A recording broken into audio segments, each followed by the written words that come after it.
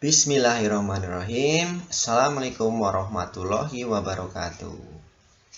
Bertemu kembali dengan Pak Aris Budiasono di sini pada mata pelajaran Informatika SMP kelas 7. Baik, untuk memulai pertemuan pada kali ini, alangkah baiknya kita awali dengan berdoa terlebih dahulu. Berdoa, mulai. Berdoa, selesai. Syukur alhamdulillah senantiasa kita panjatkan kehadirat Allah Subhanahu wa taala, di mana pada pertemuan kali ini kita senantiasa diberi kesehatan dan kenikmatan sehingga kita bisa menikmati mengikuti kegiatan pembelajaran pada pagi hari ini. Baik, untuk pertemuan kali ini materi yang kita bahas mengenai KD 3.1 yaitu mengenal pemungsian perangkat keras, sistem operasi, serta aplikasi. Tujuan pembelajaran pada kali ini adalah setelah kalian mengikuti pelajaran kali ini, diharapkan kalian dapat mengidentifikasi komponen sistem dan perangkat keras komputer. Baik, sebelum kita mulai materi pertemuan kali ini, alangkah baiknya silahkan kalian simak video berikut.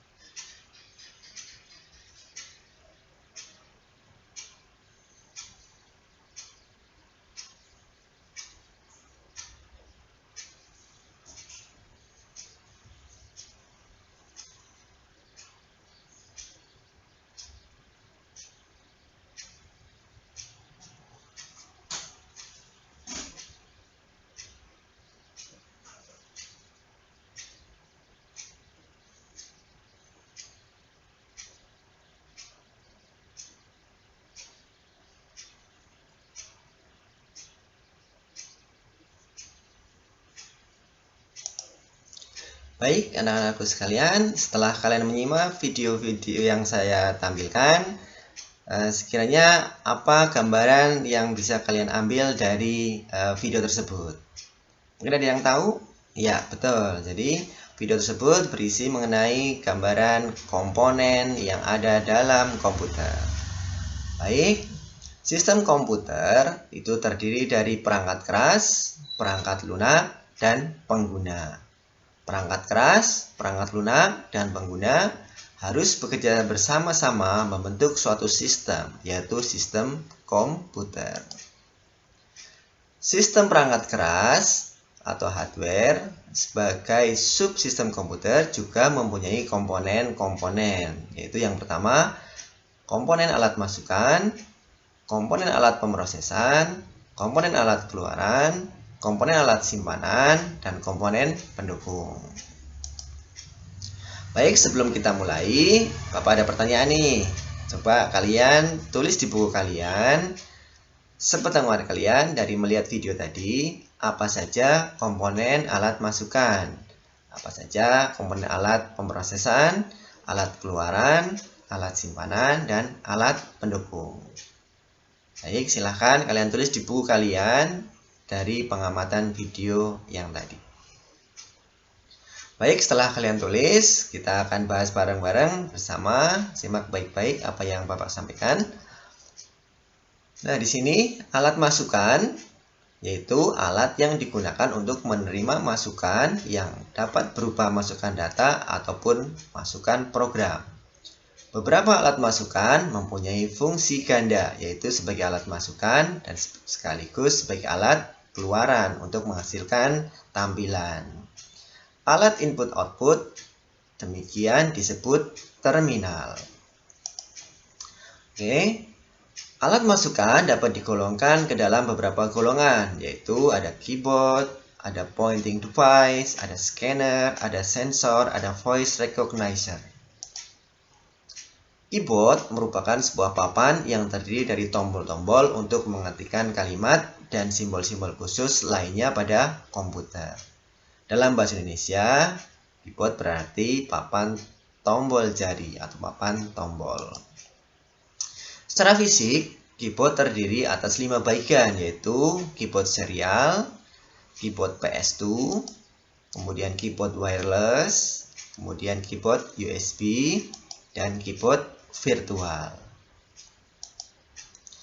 Kemudian yang kedua adalah pointing device. Yang termasuk dalam peralatan pointing device adalah mouse, touchscreen, iPad, digital graphic tablet.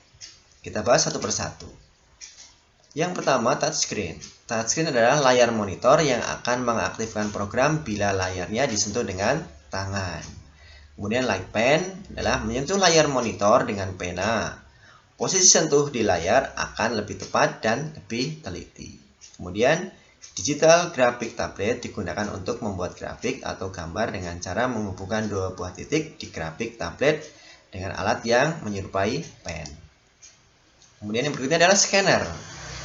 Scanner merupakan alat perubah slide, foto hitam putih ataupun warna, teks formulir, juga dapat sebagai desain bangunan menjadi data digital agar dapat diolah lebih lanjut pada komputer. Bagaimana benda-benda tersebut dibaca tergantung tipe scanner yang digunakan. Ada 3 tipe. Tipe moving scanner, tipe hand scanner, tipe flatbed scanner. Yang berikutnya itu alat pemrosesan. Alat pemrosesan adalah alat di mana instruksi-instruksi program dieksekusi untuk memproses data yang dimasukkan lewat alat masukan yang hasilnya nanti akan ditampilkan ke dalam alat output. Alat pemrosesan terdiri dari Central Processing Unit, Main Memory, dan Input-Output Unit.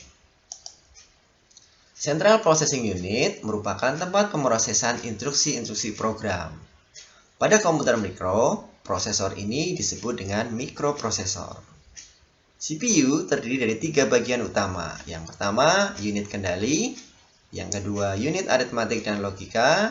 Yang ketiga, unit penyimpanan berukuran kecil. Main memory atau memori utama terdiri dari 2 bagian. Yang pertama, random access memory. Yang kedua, read-only memory. RAM digunakan untuk menyimpan program dan data yang akan diproses oleh CPU. Sedangkan ROM merupakan memori yang hanya dapat dibaca saja dan tidak dapat diisi. Yang berikutnya yaitu alat keluaran. Output yang dihasilkan dari pengolahan data dapat digolongkan ke dalam 3 bentuk. Yang pertama, tulisan. Yang kedua, image. Yang ketiga, suara. Alat keluaran berbentuk hard copy device, dan soft copy device. Kita bahas satu persatu. Hard copy device merupakan alat keluaran yang digunakan untuk mencetak tulisan, grafik, atau gambar pada media cetak.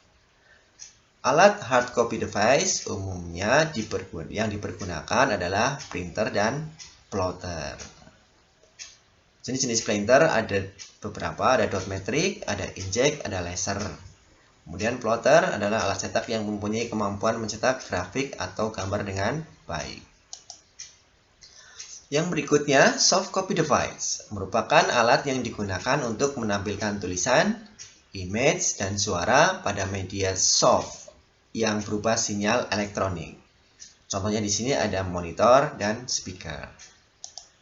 Nah, contoh speaker dan monitor di sini ada dua, monitor CRT dan monitor layar datar. Kemudian speaker ada beberapa jenis, ada speaker sendiri, kemudian ada headset. Yang berikutnya adalah alat simpanan luar. External memory atau external storage adalah suatu tempat atau sarana yang bisa digunakan komputer untuk menyimpan data ataupun program. Dengan demikian, external memory mempunyai fungsi yang hampir sama dengan internal memory. Hanya bedanya, internal memory terletak di dalam CPU. External memory berada di luar CPU. Data-data yang tersimpan di dalam external memory bersifat tetap. Artinya, data tersebut tidak akan hilang walaupun tidak ada listrik yang mengalirinya.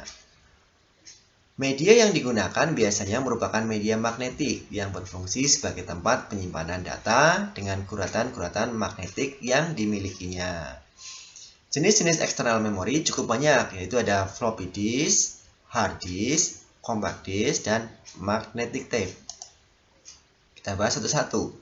Hard disk. Hard disk adalah media yang digunakan untuk menyimpan file sistem dan data dalam komputer. Yang sering digunakan yaitu ada ATA, SATA, dan SCSI. Untuk hard disk ATA dan SATA biasanya digunakan untuk personal komputer. Sedangkan hard disk SCSI digunakan untuk komputer server.